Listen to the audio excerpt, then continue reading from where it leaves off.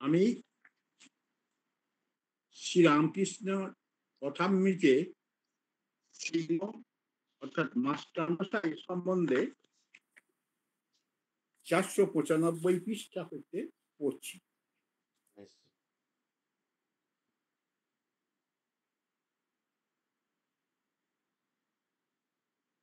Master মশাই প্রথমত নিরাকারই আসক্ত ছিলেন এবং ঠাকুরও তাকে তদানুরূপ উপদেশ দিতে।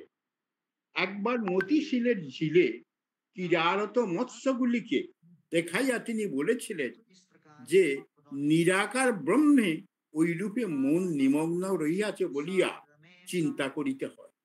মাস্টার সেই পথেই চলিতেছিল, কিন্তু অবশেষে একদিন অর্থাৎ 22 অক্টোবর 1882 তিনি স্বীকার করলেন, আমি দেখছি প্রথমে নিরাকার মন স্থির করা সহজ নয়।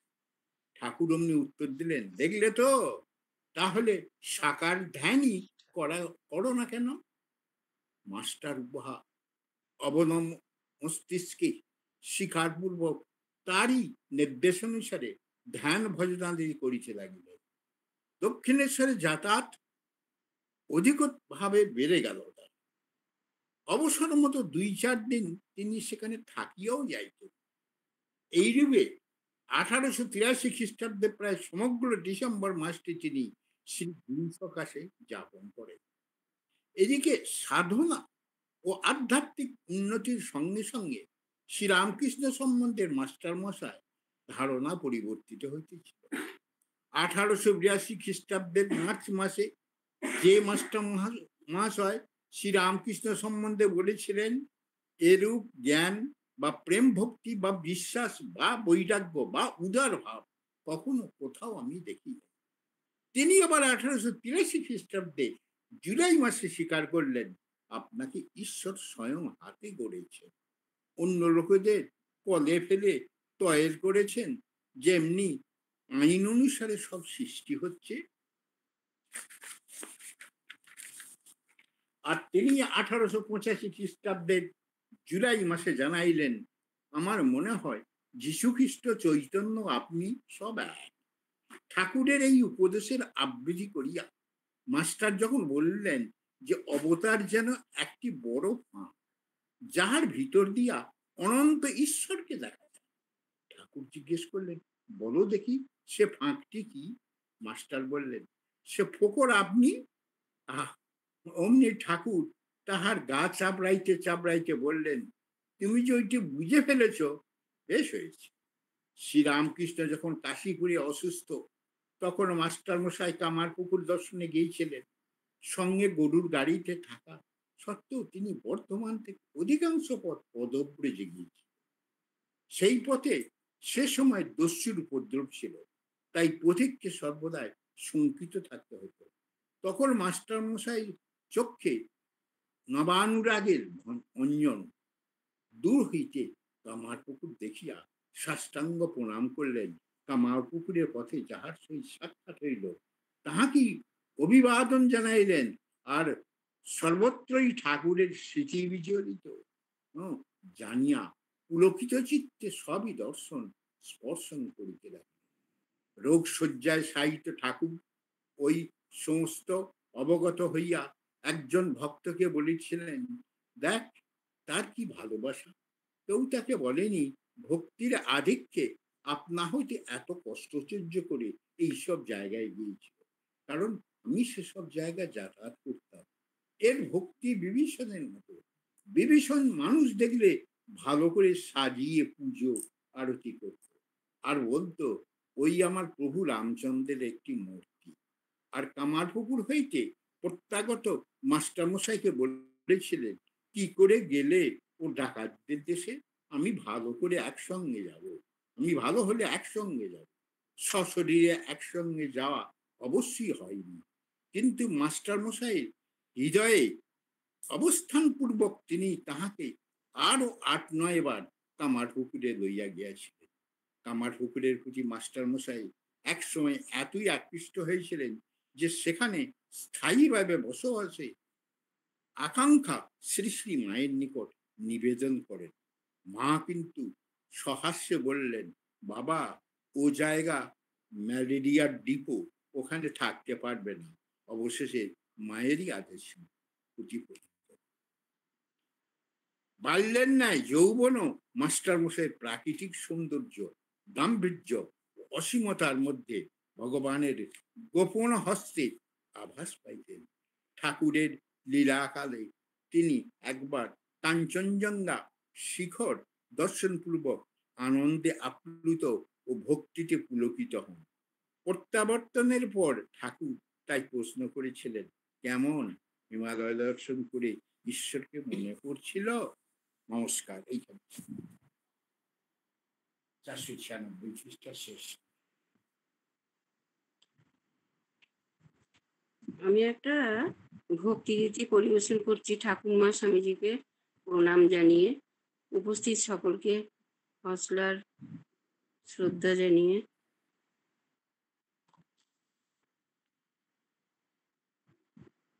প্রণাম তোমায় ঘনশ্যাম, প্রণাম তোমায় ঘনশ্যাম, প্রণাম তোমায় ঘনশ্যাম,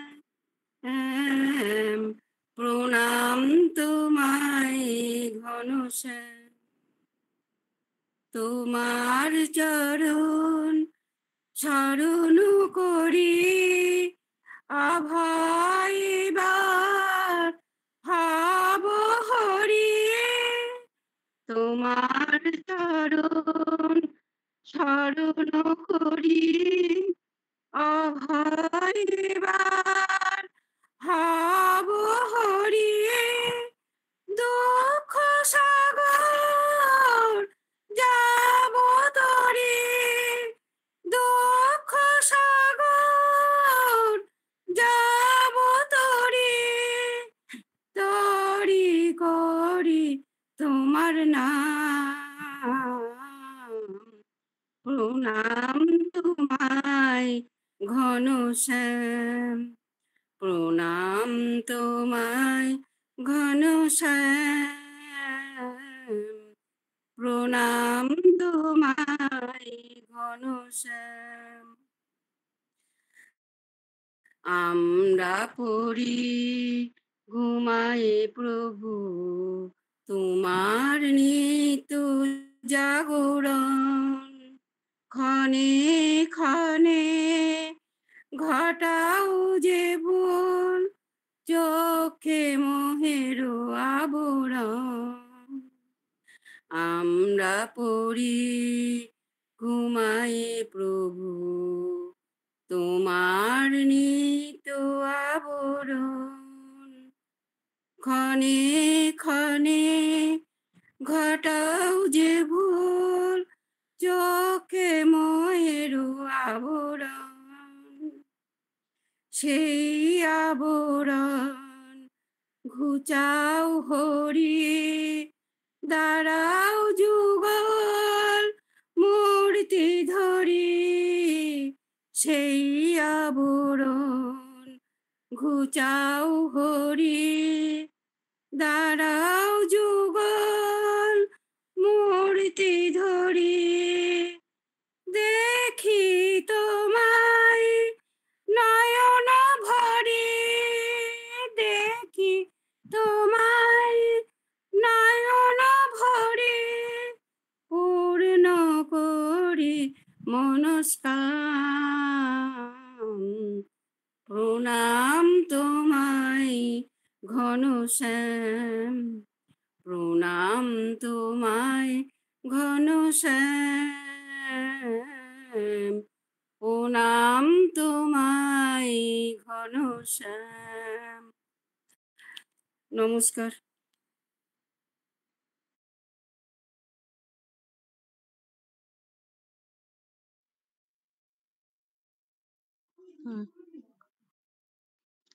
আমি একটা বাউল অঙ্গের পূজা পর্যায়ে রবীন্দ্রসঙ্গীত গাইছি।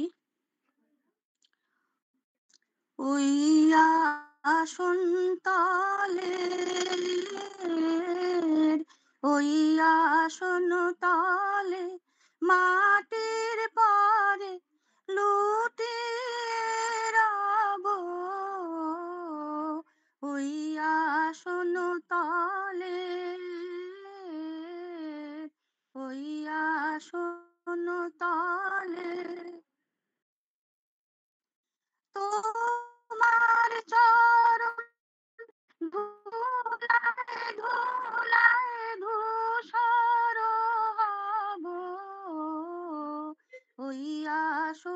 তলে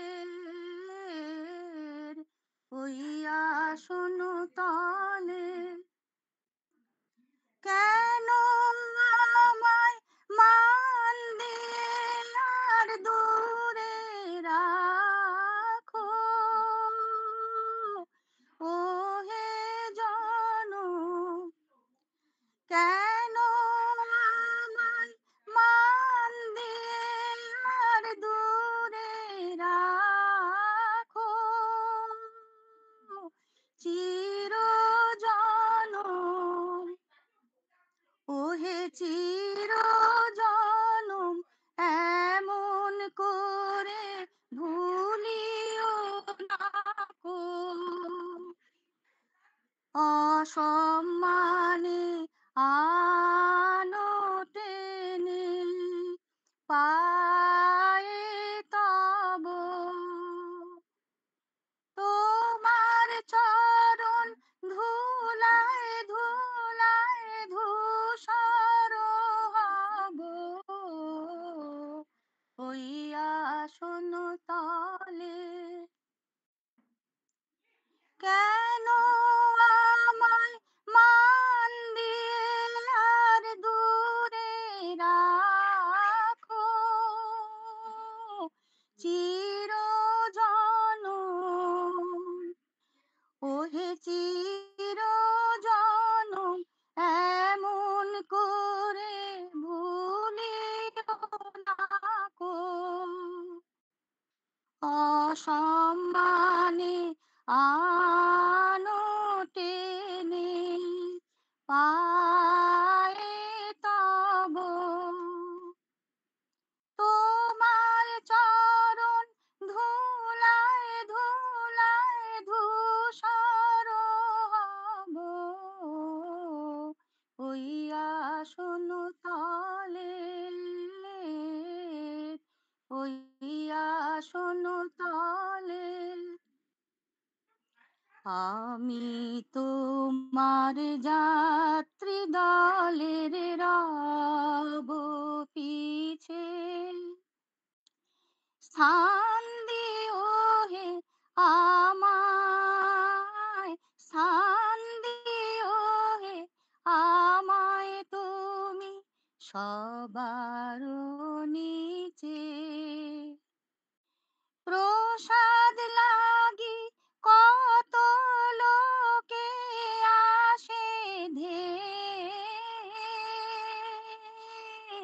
আমি কিছু ওহে আমি কিছুই চাইব না তো রইব চেয়ে সবার শেষে যা বাকি রয় তাহাই লব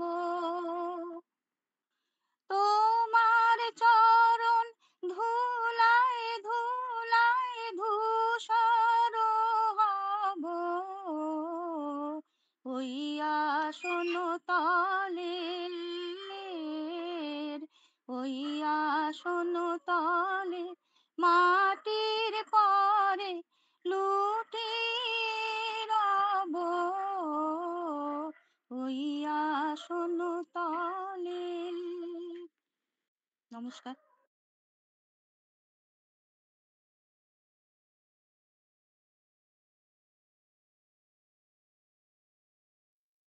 থ্যাংক ইউ আমরা একটুখানি গীতা পাঠটা করে নিই, তারপর দীপান্বিতা ম্যাডামের গান শুনবো। লক্ষ্মী স্যার এসে গেছেন। সবাই গীতা নিয়ে বসেছেন তো? আমাদের দ্বিতীয় অধ্যায়ের 1 থেকে 20 হয়েছিল, আজকে 21 থেকে হবে। যদি আপনাদেরকে জিজ্ঞাসা থাকে সেটা আলোচনা করা যেতে পারে, নয়তো লক্ষ্মী স্যার শুরু করুন। তাহলে আগে আমরা পাঠ করে নিই নাকি 10টা শ্লোক। হ্যাঁ স্যার।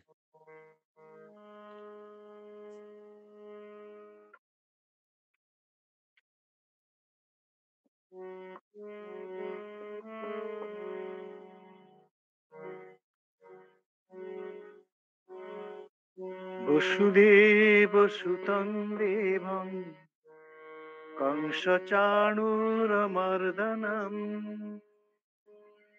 देवकी परमानन्दम् कृष्णं वन्दे जगद्गुरुम् ॐ श्री परमात्मने नमः।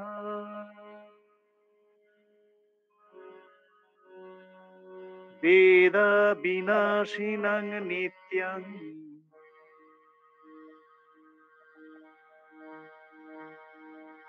ययेनं अजमव्ययम् कथं स पुरुषः पार्थ कं घातयति हन्तिकम् वासांसि जीर्णानि यथा विहाय नवानि गृह्णाति नरोपराणि तथा शरीराणि विहाय जीर्णानि अन्यानि संयाति नवानि देहि नैनं छिन्दन्ति शस्त्राणि नैनं दहति पावकः न चैनं क्लेदयन्त्यापो न शोषयति मारुतः अच्छेद्योऽयम् अदाह्योऽयम् अक्लेद्यो अशोष्य एव च नित्यः सर्वगतः स्थाणुरचलोऽयं सनातनः अव्यक्तोऽयम् अचिन्त्योऽयम् अविकार्योऽयमुच्यते तस्मादेवं विदित्वैनं नानुशोचितुमर्हसि अथ चैनं नित्यजातं नित्यं वा मन्यसे मृतं तथापि त्वं महाबाहो नैनं शोचितुमर्हसि जातस्य हि ध्रुवो मृत्यु ध्रुवं जन्म मृतस्य च तस्मादपरिहार्ये अर्थे न त्वं शोचितुमर्हसि अव्यक्तादीनि भूतानि व्यक्तमध्यानि भारत अव्यक्तनिधनान्येव तत्र का परिदेवना आश्चर्यवत् पश्यति कश्चिदेनम् आश्चर्यवद् वदति तथैव चान्यः आश्चर्यवच्चैनमन्यः शृणोति श्रुत्वाप्येनं वेद न चैव कश्चित् देहि नित्यम् अवध्योऽयं देहे सर्वस्य भारत तस्मात् सर्वाणि भूतानि न त्वं शोचितुमर्हसि ॐ नमो भगवते वासुदेवाय हरि ओम तत्सत्।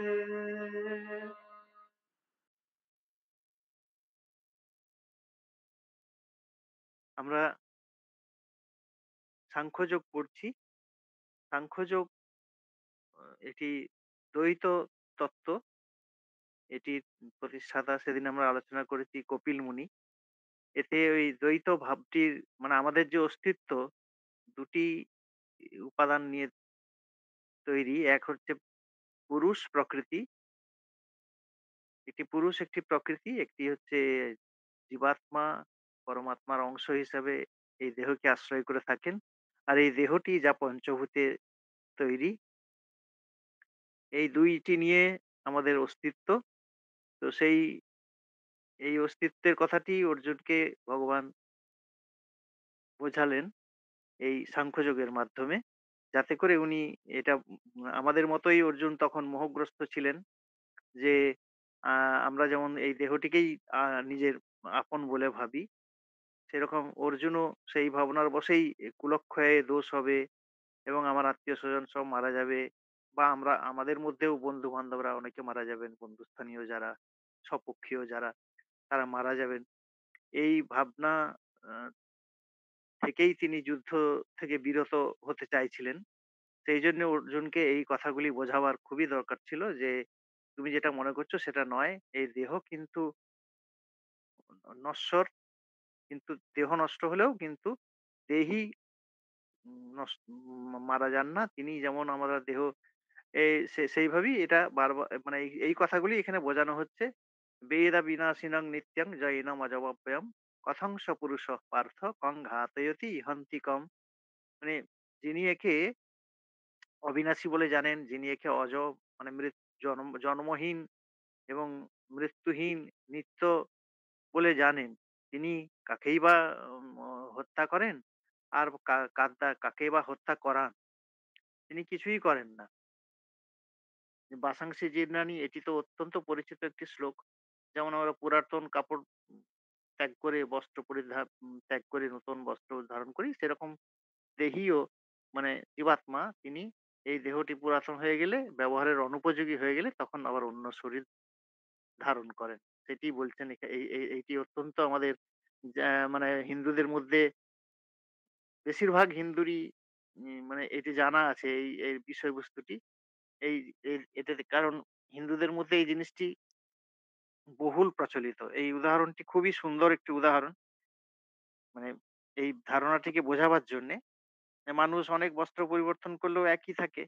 তেমনি জীবাত্মা নানা জন্মে অনেক শরীর ধারণ করলেও একইভাবেই বিরাজ করেন। যেমন পুরোনো বস্ত্রটি আমরা পরিবর্তন করি কিন্তু আমরা মারা যাই না। নতুন বস্ত্র ধারণ করলেই আবার আমরা জন্মাই তাও নয়।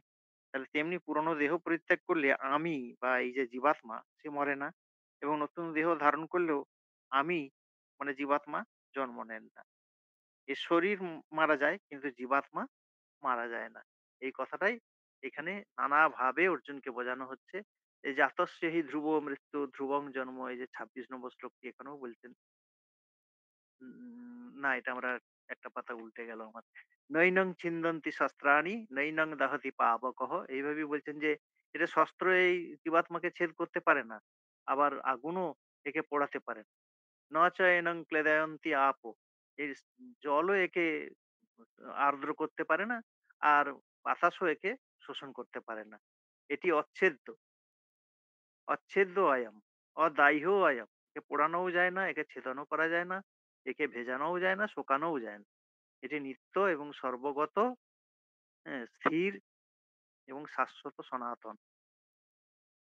অব্যক্ত অয়ম একে মানে বাক্যে প্রকাশ করা যায় না। অচিন্ত হয় আমাকে চিন্তাও করা যায় না জীবাত্মাকে।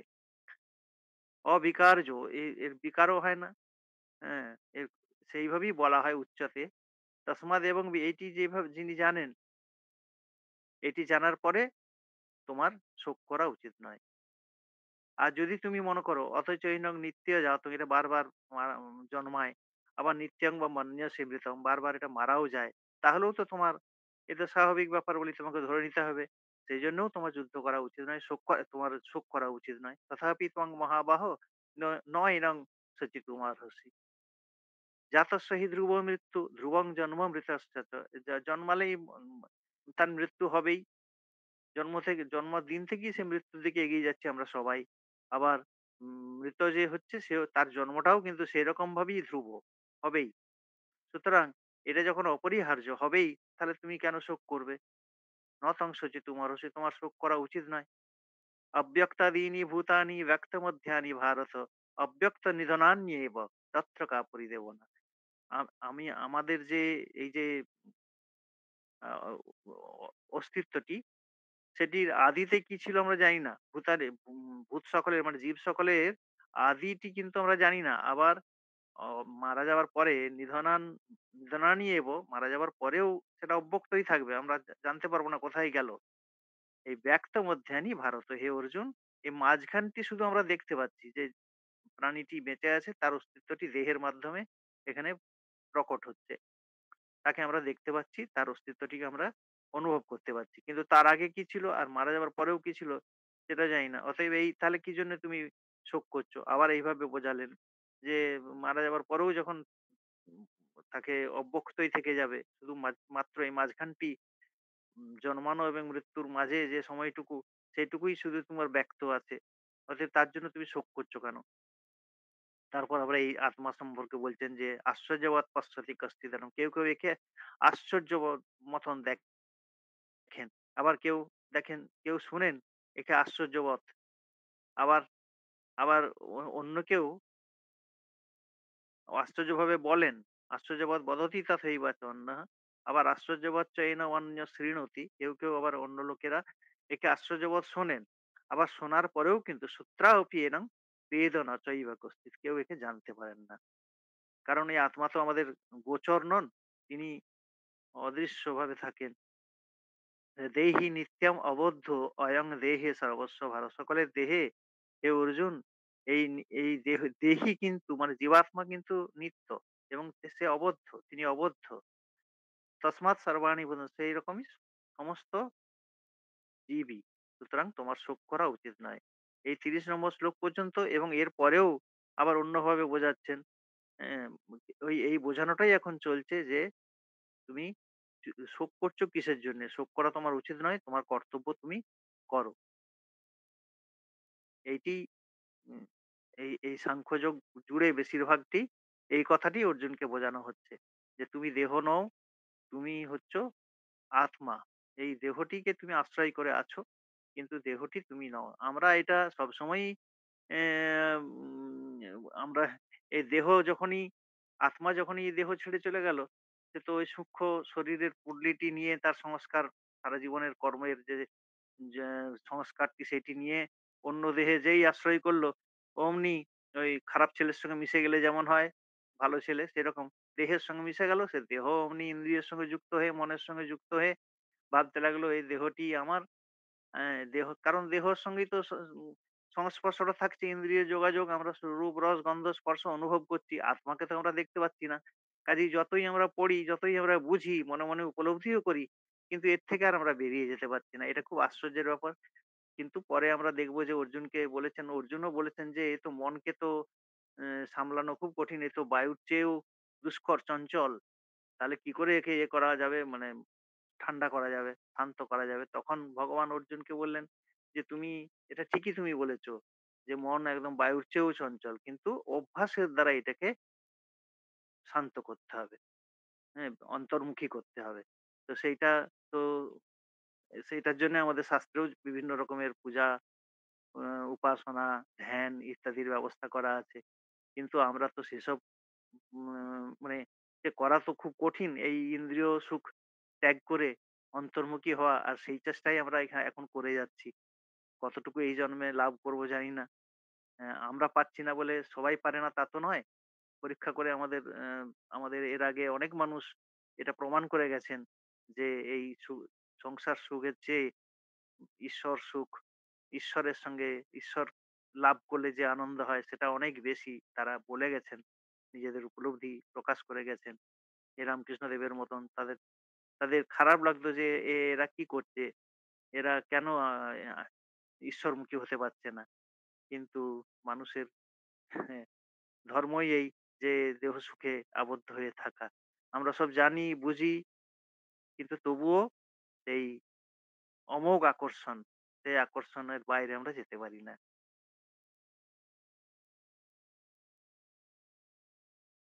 শান্তনু, হ্যালো? হ্যাঁ, হ্যাঁ, থ্যাংক আ ইউ। আমাদের ফাল্গুনী বাবু আছেন।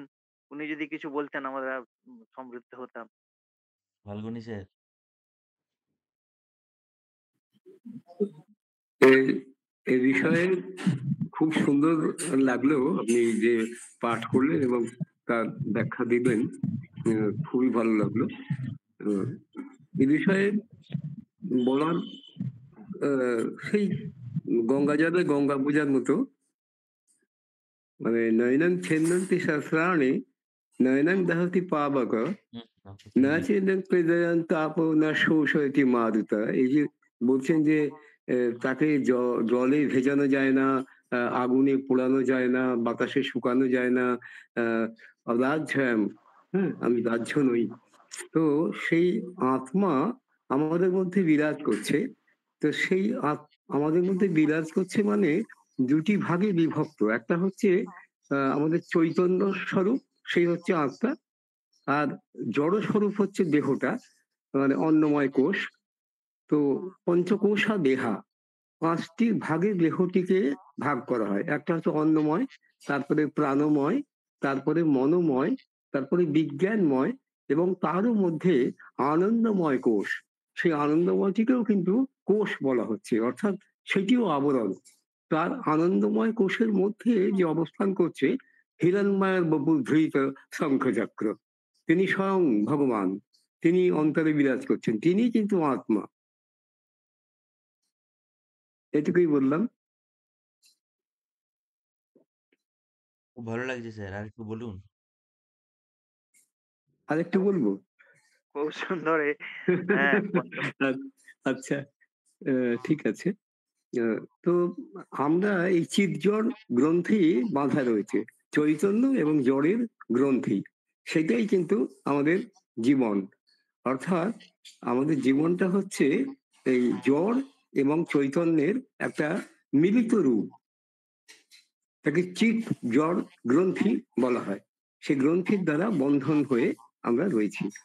কিন্তু এইটা যেহেতু ভগবানের তৈরি জিনিস, এইটির সমালোচনা আমরা করতে পারি না, বা আমরা এ কথা বলতে পারি না যে আমরা সবাই কেন সাধকদের মতো হতে পারছি না।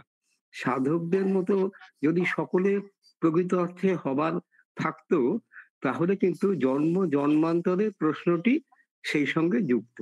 অর্থাৎ জন্ম জন্মান্তর ধরে আমরা যে কর্ম করছি, সেই কর্মগুলির কিন্তু ওই পুঁটলির কথা বললে লক্ষ্মী স্যার, সেই পুঁটলিটি কিন্তু আমাদের সঙ্গে সঙ্গে চলছে, অর্থাৎ আমাদের কর্মফল।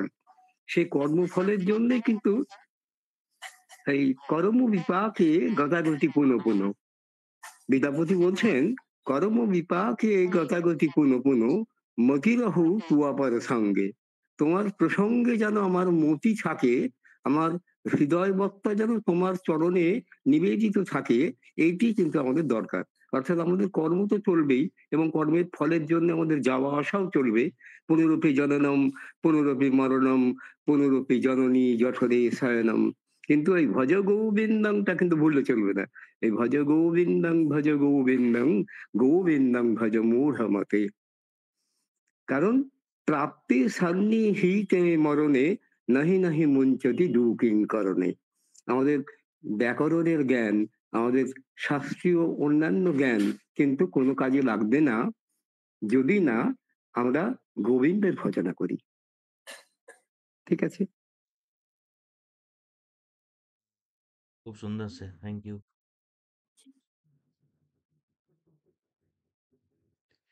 কেউ কিছু বলবেন এই প্রসঙ্গে?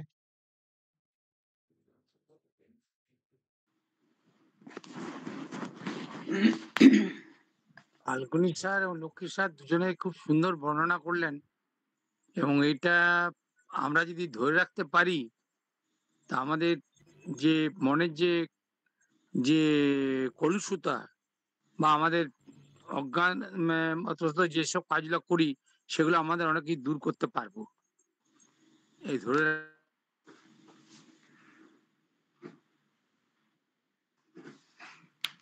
হ্যাঁ sir, thank you. Shekhar sir ঠিক বলেছেন। এবার একটা ভক্তিগীতি আমরা শুনবো দীপান্বিতা ম্যাডামের কণ্ঠে।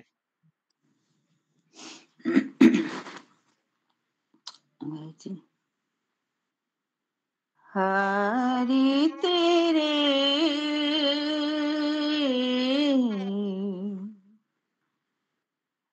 चरण की हूँ मैं दासी, दासी चरण की हूँ मैं दासी, कटु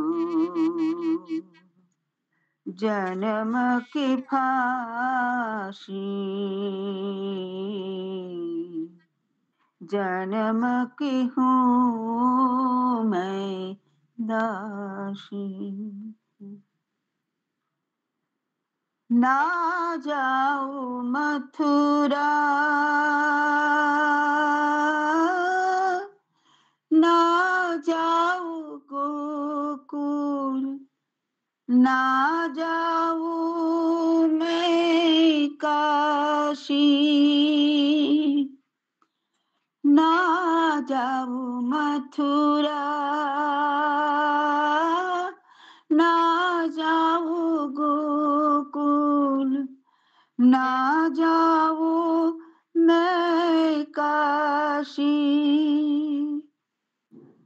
आए भरी सो एक तुम्हारे, दीनबंधु हो ये आशी। हरि तेरे, हरि तेरे चरण की हूँ मैं, चरण की हूँ मैं, चरण की हूँ मैं दासी, दासी। चरण की हूँ मैं दासी। कोई बरत कोई नेक ही रत है, कोई रहे बनवासी। मैं चरणों को ध्यान लगाओ, मैं चरणों को ध्यान लगाओ, जब से हो ये उदासी। चरण की हूँ मैं, चरण की हूँ मैं, चरण की हूँ मैं दासी, दासी। चरण की हूँ मैं दासी। नहीं विद्या बल रूप, नहीं धन राशि, शरणागतो मोहे ज्ञान उदासी। नहीं विद्या बल रूप, नहीं धन राशि, शरण तुम्हारे ज्ञान दया निधि। राखो चरणन पाशी, राखो चरणन पाशी। ना मैं राजपल ना मांगू, ना सुख भोग बिलासी, ना मैं राजपल कुछ नहीं मांगू, ना ही सुख भोग बिलासी। ब्रह्मानंद शरण तुम्हारी,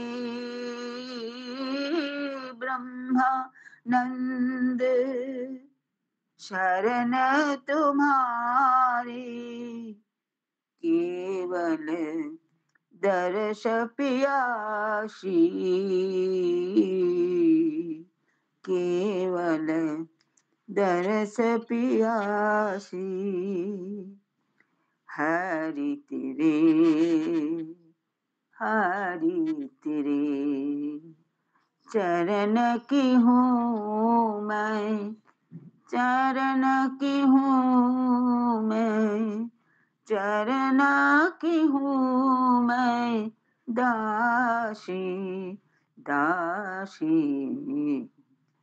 चरण की हूँ मैं দাসী। নমস্কার। অপূর্ব দিদি, এত ভালো লাগে না। মিতা, আমি একটু ঘুমিয়ে হ্যাঁ, গেছিলাম রে। ঘুমিয়ে গেছিল। আরে বাবা, হ্যাঁ। তারপরে এই গো, বাপরে বাপ। আমাকে হট করে উঠে গেছে, বলি বাবা আমাকে এই ক্লাস ছিল, দিয়ে আরো খুলে দেখছি। ভালো হয়েছে তুমি দীপান্বিতা ম্যাডাম। এখনো গান গাওয়ার খাইনি। আগে একবার করে ঘুমিয়ে নেবে, তাহলে তুমি আরো দারুণ গাইতো। সত্যি বলছি, আজকে এখনো খাইনি, ভুলে গেছি। ওহো, আচ্ছা, ঠিক। খুব সুন্দর হয়েছে। যে এবারে আর যদি কেউ কিছু বলতে চান বলতে পারেন। ভাগবত নিয়ে একটু আলোচনা করার ছিল আজকে। ওই চতুশ্লোকী ভাগবতটা একটু বলবো। আর তার সাথে ভাগবতের যে বেসিক গল্প হিসেবে আমরা যেটা জেনেছি, ঘটনা হিসেবে, কাহিনী হিসেবে, সেটাকে আরেকটু বিশদে ভাবার চেষ্টা করবো আর কি। যে বিষয়টা হচ্ছে মতের অমিল। যে অনেক সময় আমাদের সংসারে হয় না মতের অমিল। তো মতের অমিলটা অতটাও মানে ভয়ানক জিনিস নয়, সেটার প্রমাণ আর কি। তো ভাগবত পুরাণ শুরু হচ্ছে, তার কনটেক্সটটা হচ্ছে পরীক্ষিত, কিন্তু পরীক্ষিতের জন্মের আগে, পরীক্ষিতের জন্মের সময় আমরা আলোচনা করছিলাম যে অশ্বত্থামা ওই ব্রহ্মাস্ত্র ছুঁড়েছিল আর কি। এবং শুনেছিল যে তখন পাণ্ডবদের সমস্ত সমূলে একদম বিনাশ করার জন্যে অশ্বত্থামা ব্রহ্মাস্ত্র ছুঁড়েছিল। তো তখন সবাই উত্তরা ছুটে এসে বলেছে অভিমন্যু স্ত্রী যে এরকম ঘটেছে। তো তখন সঙ্গে সঙ্গে সবাই রেগে গেছে, কৃষ্ণ থেকে শুরু করে অর্জুন, ভীম, সবাই রেগে গেছে। দিয়ে অর্জুনকে কৃষ্ণ বলেছেন তুমি ব্রহ্মাস্ত্র ছুঁড়ো, ব্রহ্মাস্ত্রকে নিবারণ করার একটাই উপায়, তুমি ব্রহ্মাস্ত্র ছুঁড়ো। দিয়ে ব্রহ্মাস্ত্র ছুঁড়ে অশ্বত্থামাকে বন্দি করা হয়েছে। দিয়ে বন্দি করে নিয়ে আসা হয়েছে পাণ্ডবদের সামনে। দিয়ে তখন এই অবস্থায়, অশ্বত্থামা বন্দি অবস্থায় ওনার সাথে কি করা হবে এই নিয়ে মতের অমিল। তখন কৃষ্ণ এবং ভীম প্রচন্ড রেগে গেছে যে ওকে একদম মৃত্যুদণ্ড দেওয়া উচিত, এরকম ওনারা বলছেন। আর যুধিষ্ঠির দ্রৌপদী বলছে না, মৃত্যুদণ্ড নয়, ওনাকে এক্ষুনি মুক্তি দেওয়া হোক, কারণ উনি ব্রাহ্মণ সন্তান এবং তার সাথে তোমাদের গুরুর সন্তান। তো সেখানে তোমাদের ভয়ানক পাপ হবে যদি আমরা কিছু ওর সাথে করি। তো কৃষ্ণ এবং ভীম একরকম কথা বলছেন, এবং অন্যদিকে যুধিষ্ঠির এবং দ্রৌপদী ঠিক উল্টো কথা বলছেন যে ওনাকে ক্ষমা করে দেওয়া হোক। এই অবস্থায় অর্জুনকে কৃষ্ণ বলছেন অর্জুন তুমি সিদ্ধান্ত নাও। তাহলে আমার অনেক সময় আমাদের মনে হয় না যে ভগবানকে আমরা বলি যে আমাকে সাহায্য, বা অনেকে বলেন পাঠচক্রে আসা নিয়েও বলেন যে ভগবান টানলে যাব। ভগবান টানবেন তখনই যখন ভগবানের নাম আমরা করব। তো অর্জুনকে যখন বললেন কৃষ্ণ তুমি সিদ্ধান্ত নাও, তো অর্জুন তখন কৃষ্ণেরই নাম জপ করতে শুরু করলেন মনে মনে, যে আমাকে সঠিক সিদ্ধান্ত নেওয়ার সঠিক বুদ্ধি যাতে আমি নিতে পারি এই অবস্থায়, সেরকম একটা করে মানে কৃষ্ণকেই ডাকছেন। এবং তত্ত্বজ্ঞান বা যে মন্ত্রসিদ্ধ হওয়ার কথা বলে, যে আমরা যেগুলো পড়ছি ওগুলো যদি নিজের জীবনে নিজের অন্তরে রিয়েলাইজ না করি তাহলে কোনো লাভ নেই, বলে না? তো অর্জুনেরও সেরকম। উনি তখন ডাকতে শুরু করলেন কৃষ্ণকে। অথচ সামনের যে কৃষ্ণ মানে মানুষরূপী মানবরূপী কৃষ্ণ তখন ঠিক উল্টো কথা বলছে যে না ওকে মেরে দাও, ভীম তো রেগেই আছে। তখন লাস্টে অর্জুনের মধ্যে থেকে যে আওয়াজটা এলো, যে বিবেকটা এলো, যে ওনার অন্তরের কৃষ্ণ যেটা বললেন যে ওনাকে ক্ষমা করে দাও, কিন্তু ওই মাথার মণিটা যেটা অনেকটা শক্তির প্রকাশ অশ্বত্থামার, সে মণিটা কেড়ে নাও। তাহলে ওকে শাস্তিও দেওয়া হলো, আবার ওকে প্রাণ ভিক্ষাও দেওয়া হলো। সেটাই একটা বড় শাস্তি। তো এই অবস্থায় অর্জুন এই সিদ্ধান্তটা নিলেন। তো এই যে ঘটনাটা, এটার থেকে আমরা এটাই বুঝতে পারি যে ভগবান সাথে ছিলেন, পাশে দাঁড়িয়ে আছেন ভগবান নিজে। তা সত্ত্বেও কিন্তু অর্জুনকে নিজের সিদ্ধান্তটা নিতে হলো, মানে পাণ্ডবদের পক্ষ থেকে। তো আমাদের জীবন, আমরা তো ওই লেভেলের মানে কোন ধারে কাছেও নেই। তাই আমাদের অনেক সময় যদি কখনো মনে হয় যে কোনো ভালো কাজ করছি না, বিশেষ করে শাস্ত্র অনুসারে যে কাজগুলো করছি না, এই জন্য যে ভগবান টানেনি, এগুলো হচ্ছে যে আমি নিজেকে টানাতে পারিনি। আমি যখনই কোনো দুবিধা সিচুয়েশন আসে আমাদের উচিত তো ঈশ্বরের নাম করা, বা সুখের সিচুয়েশনেও সেটা করা উচিত। যদি সেটা সত্যিকারের করতে পারি, আন্তরিকভাবে করতে পারি, তাহলে ঈশ্বর সাহায্য করতে পারেন। কিন্তু ইভেনচুয়ালি কাজটা যেটা কর্মযোগও আমরা পড়ছি যে কর্ম না করার থেকে কর্ম করা অনেক ভালো, এবং তারপরে কর্ম করতে করতে নিষ্কাম কর্মযোগের দিকে। তো এই মতের অমিলটা কিন্তু মানে পুরাণের একদম বেসে পরীক্ষিত জন্ম হওয়ার আগেই মতের অমিল হয়েছিল। তাই পরিবারের মধ্যে বা কোনো সংস্থার মধ্যে বা কোনো জায়গাতেই মতের অমিল হওয়াটা নিয়ে খুব বেশি মানে মানে তিতিবিরক্ত হওয়া, খুব বেশি পাজলড হয়ে যাওয়া কোনো দরকার নেই। কারণ মতের অমিল তো ভগবানের প্রেজেন্সেই হচ্ছে। পাণ্ডবদের মধ্যে হচ্ছে যেখানে সবাই ধর্মপথে ছিলেন। বরঞ্চ মতের অমিল হওয়া ভালো। কারণ সেখানে বিভিন্ন পার্সপেক্টিভ গুলো জানা যায়। জানার পরে ব্যবহারিক জীবনে কিভাবে লাগাবো, অর্জুন কি করেছিলেন সেটা জেনে আমাদের কাজ ততটুকুই, যদি অর্জুনের কাজগুলো আমরা কাজে লাগাতে পারি। রামকৃষ্ণদেব সহজ সরল ভাষায় উদাহরণ দিয়ে গেছেন। রামকৃষ্ণ কথামৃত পড়ার পরে আমরা সবাই বলি, বাহ, রামকৃষ্ণদেব এভাবে সহজ সরলভাবে এক্সপ্লেন করতেন। ওনাকে সার্টিফিকেট দিয়ে আমাদের কি হবে? যদি ওনার থেকে আমরা নিজের জীবনে, ব্যবহারিক জীবনে লাগাতে পারি, তাহলেই আমার পার্সোনালি আমি যতটুকু শেখার চেষ্টা করছি এটাই বুঝছি যে মতের অমিল হওয়ার পরে নিজের জীবনে ভগবানের নাম নেবো ঠান্ডা মাথায়, অন্য মতগুলোকেও সম্মান দিয়ে নিজের একটা সিদ্ধান্ত আমি নেবো। সেখানে ঈশ্বর আমাকে সাহায্য করতে পারেন যদি আমি ঈশ্বরকে আন্তরিকভাবে ডাকি, কিন্তু সিদ্ধান্ত, কর্ম আমাকেই করতে হবে। তো এই একটা বিষয় আমার আলোচনা করার ছিল। তো এই বিষয়ে যদি আপনাদের আরো কারোর কোনো মতামত থাকে, আর না হলে চতুশ্লোকী ভাগবতটা একটুখানি বলবো। লক্ষ্মী স্যার বা আর কেউ কিছু বলবেন কি?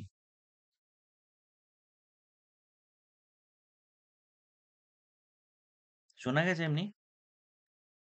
হ্যাঁ, হ্যাঁ, শুনেছি। ঠিক হ্যাঁ, আছে। হ্যাঁ, হ্যাঁ, এ বিষয়ে আর কি বলার আছে? এটা তো মহাভারতেরই গল্প। হ্যাঁ, হ্যাঁ, তুমি তুমি ঠিকই বলেছো। মত মতের অমিল তো হতেই পারে। হুম, হুম, এবং মতের অমিল থেকেই আ মানে মতের অমিল হতেই পারে, কিন্তু মনের অমিল যেন না হয় আরকি। এটাই তো তুমি বলতে একদম, চেয়েছো? একদমই তাই। এটাই এটাই ঠিক। হ্যাঁ। আরেকটা ব্যবহারিক জীবনে আমি দেখেছি অনেকে বলেন এরকম যে, ধরুন কোনো একটা সাধারণ বাধা এলো, খুবই সাধারণ বাধা। এই যে পাঠচক্র চলাকালীন বৃষ্টিটাই ধরুন না, আমাদের ব্যবহারিক জীবনে যদি লাগানোর চেষ্টা করি, কত সামান্য একটা বাধা। সেখানে আমরা যাতে করে পাঠচক্র বন্ধ না হয় অনলাইনে করছি, সেখানে বিভিন্ন অসুবিধা ম্যানেজ করে করতে হবে। কিন্তু এই যে অনেকে বলেন যে আসেন না যারা, তাদেরকে আমি এটাই অনুরোধ করব যে আমরা তো এখানে এটাই চেষ্টা করছি, নিজেরাও অধ্যয়ন করছি এবং কিছুটা অংশে সবাইকে ইনভলভ করার চেষ্টা করছি। এটাও একটা ধর্মের কাজ। আমি করছি ইভেনচুয়ালি আমার পুণ্যের জন্যই করছি, তাই না? আমারও একটা আনন্দ হচ্ছে, আমার একটা আনন্দ হচ্ছে, উপকার হচ্ছে বলে। তাই জন্য সবাইকে যখন আমি অনুরোধ করি বা আমরা অনুরোধ করি আসার জন্য, তখন কখনোই এই ছোট বাধাগুলোকে, শুধুমাত্র এইটা কেন, যেখানে এই যে রবিবার দিনেও ধরুন বস্ত্র বিতরণ আছে, আমি বিভিন্ন রকম ভাবে বলছি, সেখানে চেষ্টা করবেন এই বাধাগুলোকে কোন রকম ভাবে ঈশ্বর বাধা দিয়েছে বলবেন না। ঈশ্বর বাধা দিয়েছে আপনাকে পরীক্ষা করার জন্য। যে সেখানে থেমে না গিয়ে ঈশ্বরের নাম নিয়ে এগিয়ে এসে দেখুন কি হয়। কনফিউশনটা রাখবেন না। মানে ওই যে কর্ম করব না, পাঠচক্রে আসবো না, ওই জায়গাটায় কি গীতা পাঠ করছি? লক্ষ্মী স্যার বা অন্য কয়েকজন হয়তো করছেন, কিন্তু আমরা বাকিটা কি করছি? তাই জন্য পাঠচক্রে না এসে যদি গীতা পাঠ করতাম, ঠিক ছিল। কিন্তু পাঠচক্রে না এসে বাড়িতে বসে রইলাম, দ্যাটস নট ইভেন আ মানে নট ইভেন অ্যান অপশন। এটাই আমার মানে বলার ছিল। আর চতুশ্লোকী ভাগবতটার গুরুত্বটা একটুখানি বলি, যে এটা ব্রহ্মাকে বলেছিলেন ভগবান নিজে, কৃষ্ণ নিজে, এবং তার পরবর্তীকালে ব্রহ্মা নারদকে, এবং বংশানুক্রমে পরপর আমরা যেটা শুনছি যে লেটেস্ট বলেছিলেন সূত মুনি সৌনকাদি ঋষিকে, আমরা যার আগের দিন আলোচনা করছিলাম নৈমিষারণ্যে। তো এই চতুশ্লোকী ভাগবতের সংস্কৃতটা না পড়ে আমি শুধুমাত্র যে ৪টা শ্লোক তার বঙ্গানুবাদটা পড়ছি, এবং প্রত্যেকটা অত্যন্ত গুরুত্বপূর্ণ এবং মানে অনেকটা সময় লাগবে বুঝতে। ১ম যেটা শ্লোক চতুশ্লোকী ভাগবতে, যেটা শুরু হচ্ছে অহমেবা বাসমেবাগ্রে। তো সৃষ্টির পূর্বে কেবল আমিই ছিলাম। সে সময় আমি ছাড়া স্থূল, সূক্ষ্ম আর স্থূল সূক্ষ্মের কারণ যে অজ্ঞান, কিছুই ছিল না।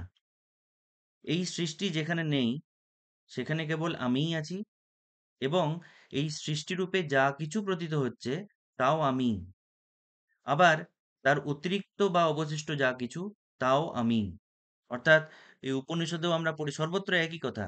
যে ১ম যেটা বললেন নিজের এক্সিস্টেন্স নিয়ে বললেন, সর্বত্র আমিই আছি, সৃষ্টিও আমি, সৃষ্টির পরেও আমি। অন্যয় ব্যতিরেকে এটা আসবো লাস্টের দিকে, ওটা নিয়ে বলছি একটুখানি। ২ নম্বর শ্লোক, ঋতে হর্তংটা, ওই শ্লোকটা বলছি।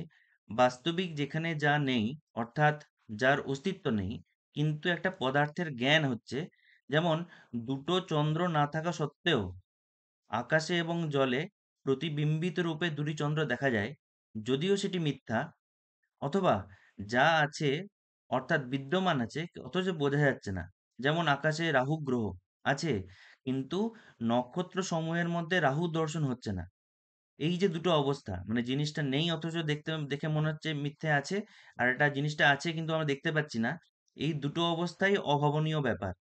একে আমারই মায়া বলে জানবে। এটা 2 ছিল। 3 যথা মহান্তি ভূতানি, এই শ্লোকটা। ক্ষিতি অপ তেজ প্রভৃতি মহাভূত যেমন ভৌতিক ঘটপটাদিতে বা মনুষ্যাদি জীবদেহে অনুপ্রবিষ্ট থাকে, আবার জীবদেহ ছাড়া অন্যত্রও আকাশাদি বর্তমান, সুতরাং তাতেও অপ্রবিষ্ট বটে। সেই রকমই সেই সব জীবদেহের দিক থেকে দেখলে আমি তাদের মধ্যে আত্মারূপে অর্থাৎ চৈতন্য শক্তিরূপে প্রবেশ করে রয়েছি। আবার আত্মদৃষ্টিতে মানে তত্ত্বদৃষ্টিতে আমি ছাড়া কোথাও অন্য কিছু নেই বলে আমি এদের মধ্যে প্রবিষ্ট না হয়েও রয়েছি। তাহলে আমি প্রবিষ্ট হয়েও রয়েছি, অপ্রবিষ্ট না হয়েও রয়েছি, ঠিক যেভাবে আকাশের এক্সাম্পলটা দেওয়া হলো, যেটা আমরা রিসেন্টলি বোধহয় কঠোপনিষদেও দেখছিলাম সূর্যের এক্সাম্পলে। লাস্ট এতাব দেব জিজ্ঞাসাং, লাস্ট এটা, এই জায়গাটা একটু কঠিন, যে এটি ব্রহ্ম নয় সেই রকম ব্যতিরেক পদ্ধতি এবং এটি ব্রহ্ম এরকম অন্যায় পদ্ধতির দ্বারা এই সিদ্ধান্তই হয় যে সর্বাতীত ও সর্বস্বরূপ ভগবানই সর্বদা এবং সর্বত্র অবস্থিত আছেন। তিনিই প্রকৃত তত্ত্ব। আত্মা বা পরমাত্মার তত্ত্ব জিজ্ঞাসুর এই বিষয়টি জানা প্রয়োজন। তো এটা হরিমানন্দজির কাছে আমরা যারা করেন রেগুলার শুনেছেন, অন্যায় এবং ব্যতিরেক এই দুটো যে পদ্ধতি, যে একটা জিনিস থাকলে অন্য জিনিস থাকবে, এটাকে বলে অন্যায়। যেমন হরিমানন্দজি আগুন আর ধোঁয়ার কথা বলতেন, যে ধোঁয়া আছে মানে আগুন আছে আর কি। তো সেরকম একটা থাকলে অন্যটা, সেখানে এখানে বলা হচ্ছে যে যেহেতু একটা জগৎ রয়েছে, সেখানে প্রাণ রয়েছে, তাহলে ঈশ্বরও আছেন। তো সেরকম ভাবে ব্রহ্ম কি সেটা বোঝানোর জন্য অন্যায় পদ্ধতি করা যেতে পারে। আর একটা হচ্ছে ব্যতিরেক পদ্ধতি, যে একটা না থাকলে অন্যটা, নেগেটিভ যেটা। যেমন যদি ব্রহ্ম না থাকে তাহলে সৃষ্টিও নেই। তো এরকম ভাবে ব্রহ্মাকে উনি বলেছিলেন যে এই অন্যায় ব্যতিরেক পদ্ধতি দ্বারাও আমরা এটা বুঝতে পারি যে সর্বদাই এবং সর্বত্র অমনি প্রেজেন্ট যেটা, তিনি আছেন এবং তিনিই প্রকৃত তত্ত্ব। আত্মা বা পরমাত্মার তত্ত্ব জিজ্ঞাসুর এই বিষয়টি জানা প্রয়োজন। তো এই হচ্ছে চতুশ্লোকী ভাগবত। এই ভাগবত এই 4টি শ্লোককে ভেঙে ব্যাসদেব এবারে আমাদের মতো সাধারণ মানুষদের জন্য বানিয়ে দিয়ে গেছেন। ওই প্রায় কত 18,000 নাকি দোলক্ষী স্যার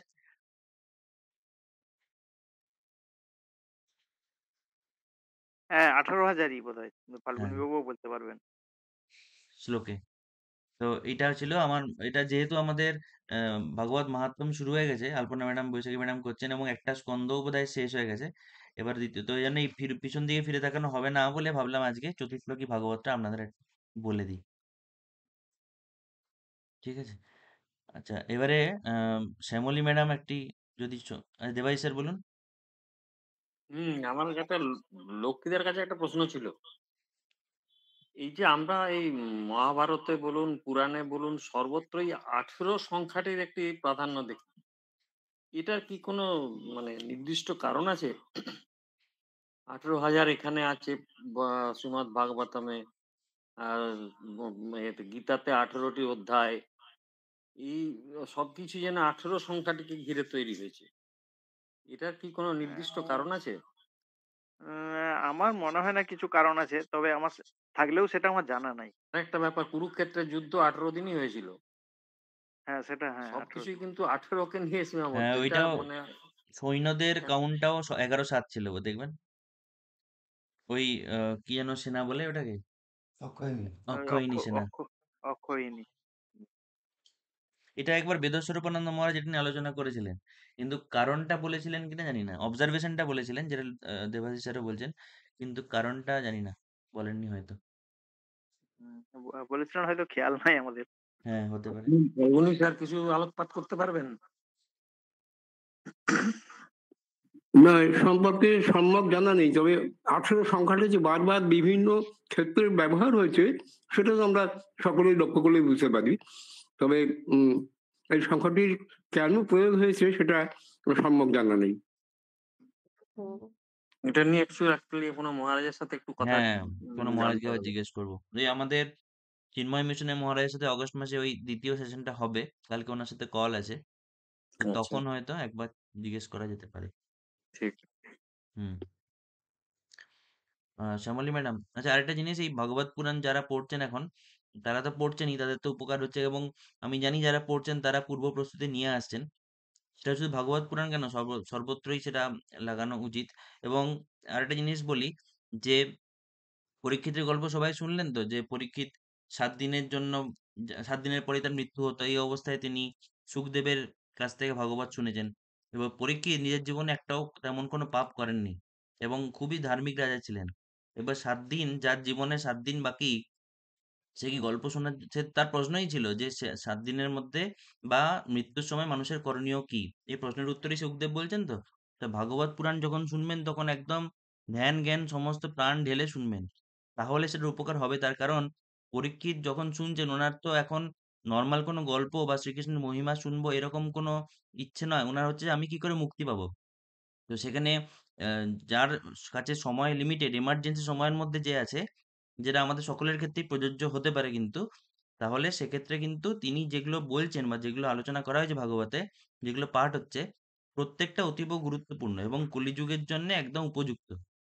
তো সেজন্য আমি বলছি যে দুটি জিনিস, যে পাঠটি হোক, সে কথামৃত হোক বা যে পাঠ আপনি করছেন, একটু পড়ে আসবেন।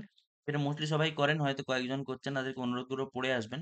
আর দ্বিতীয়, যখন অন্য কেউ পাঠ করছেন তখন মন প্রাণ ঢেলে শুনুন, এবং যদি কোনো আপনার পরিবেশ বিরক্ত করছে আপনাকে, পরিবেশটা চেঞ্জ করুন। তা না হলে কিন্তু ব্যর্থ হয়ে যাবে, এই প্রচেষ্টাগুলো ব্যর্থ হয়ে যাবে। শ্যামলী ম্যাডাম। বলছি এত সুন্দর আলোচনার পর আর গান করতে ইচ্ছে করছে না আজকে। পরের দিন গাইবো। আচ্ছা ঠিক আছে এত তাহলে। ভালো লাগছে আলোচনা শুনতে। আচ্ছা ঠিক আছে ম্যাডাম, তাহলে শেখর শেয়ার করুন।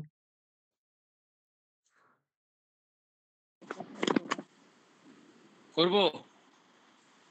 হ্যাঁ স্যার। হ্যাঁ। গোলকে গোপনে ছিল, কি হলো? কি হয়ে গেল বা? নেটটা চলে গেল।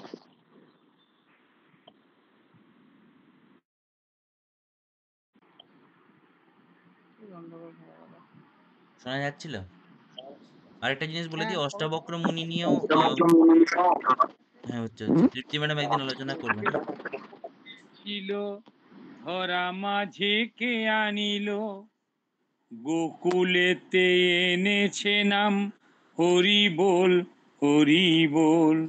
গৌর নিতাই এনেছে নাম হরি বল, হরি বল। গৌর নিতাই এনেছে নাম হরি বল, হরি বল। ওরে নদিয়াতে এসেছে নাম হরি বল, হরি বল।